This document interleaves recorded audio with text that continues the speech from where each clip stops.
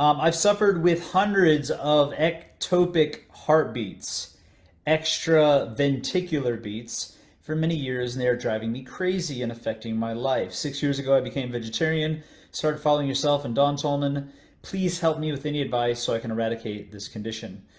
So this thing of ectopic heartbeats can come on from toxins or chemicals in the environment.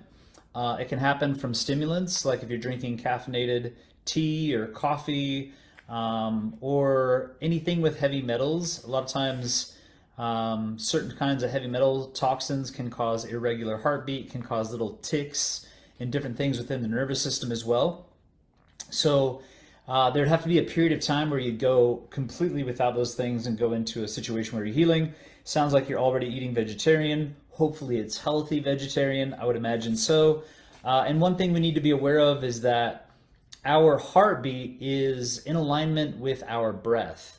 So if you're kind of like an anxious person, that's going to be a major contributing factor, because anxious people tend to hold their breath or breathe in more than breathing out, when we should really be breathing out more than breathing in. And what I mean by that is if you did like a 3 or 4 second in breath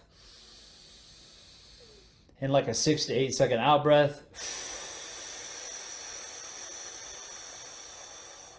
it actually helps us to relax, get out of fight or flight. And if you were to repeat that, I have a breathing exercise called 7 rounds of 7. So I would recommend actually, if it's driving you crazy and it's a problem, I'd recommend doing the 7 rounds of 7, or in for 4 and out for 6, or in for 4 and out for 8, whatever feels kind of more comfortable for you, and do that repeatedly for about 3 to 5 minutes.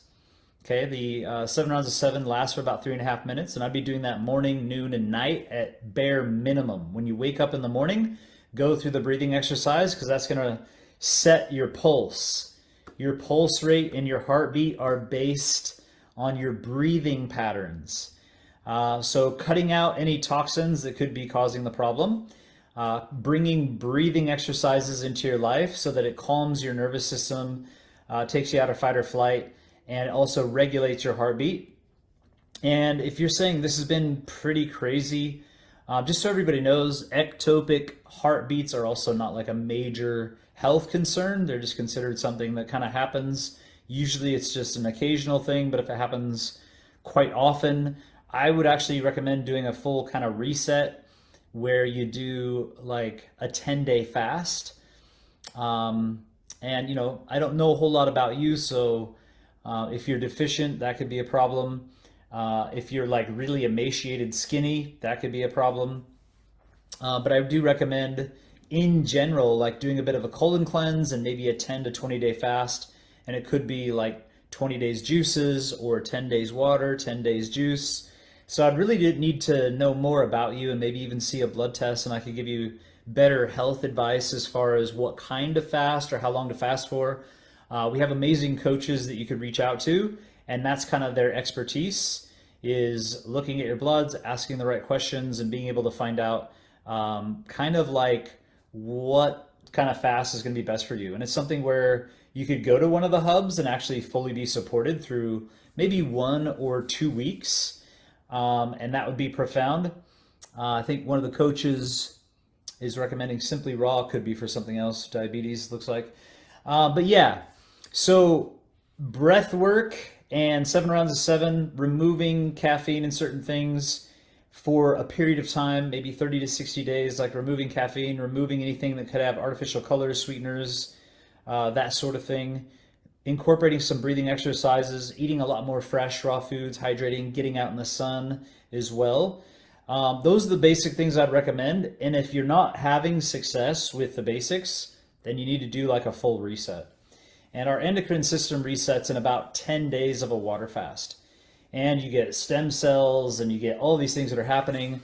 And just be aware that while you're water fasting, you'll need to support the channels of elimination: defecation, urination, perspiration, respiration. So making sure you're cleaning out your digestive system, drinking enough water to be urinating, and cleaning out acids every day. You do need to add a little bit of salt while you're fasting for the mineral contents. A lack of minerals actually can create heartbeat issues and pulse issues, et cetera, et cetera. So something to consider. Hope that helps. If all the basics don't work, do an extended fast. And if water fasting's scary, you could easily do a safe 3 to 5 days if you kind of follow some of the basic protocols that we teach.